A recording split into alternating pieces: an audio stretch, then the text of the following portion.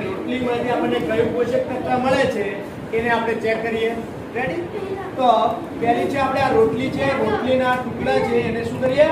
ભૂકો બનાવીએ. શું બનાવીએ? ભૂકો. એને છે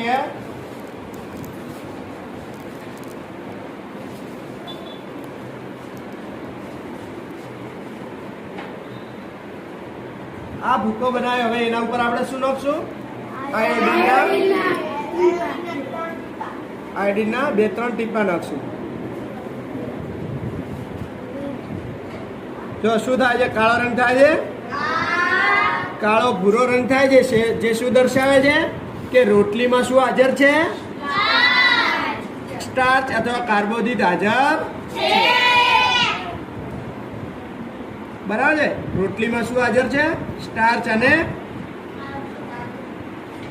કાર્બોદિત.